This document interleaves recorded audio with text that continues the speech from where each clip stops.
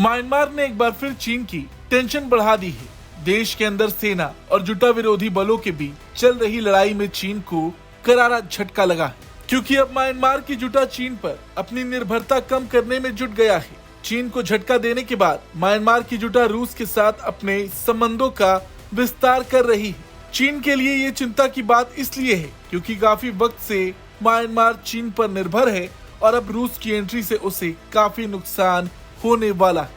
Myanmar के investment and foreign economic relation के minister doctor cone जो ने हाल ही में रूस का दौरा किया था। यहाँ उन्होंने गहरे समुद्र के बंदरगाह, पेट्रोलियम रिफाइनरी, एक special economic zone, thermal power plant और तमाम एसेट डेवलपमेंट से जुड़ी चीजों की जानकारी ली थी। ऐसा बताया गया था कि उनके दौरे का उद्देश्य राष्ट्रीय मुद्राओं में व्यापार को बढ़ावा देना था। अब क्योंकि मार्च से जून 2023 के बीच जुटा के नेतृत्व वाली सरकार ने 80 लाख बैरल से अधिक का तेल आयात किया, वहीं विद्रोहियों से लड़ने के लिए म्यांमार ने पिछले साल रूस से अपने वायुसेना को बिजली देने के लिए अपने तेल आयात में वृद्धि भी की।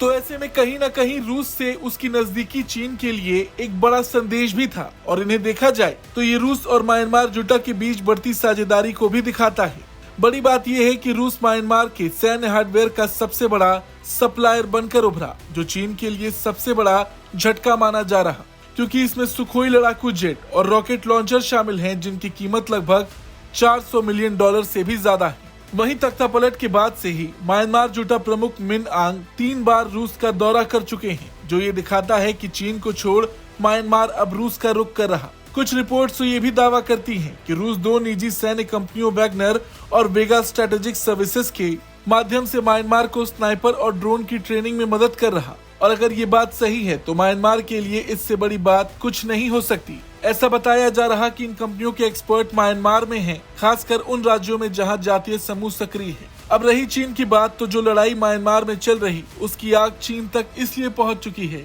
क्योंकि कुछ वक्त पहले चीनी सीमा के अंदर म्यांमार की तरफ से जमकर तोप के गोले दागे गए थे। म्यांमार की तरफ से किए गए इस हमले में 5 चीनी नागरिक घायल हो गए थे। इसमें किसी की मौत हुई या नहीं ये बात नहीं पता चल सकी थी, मगर इस हमले से चीन काफी बौखलाया था।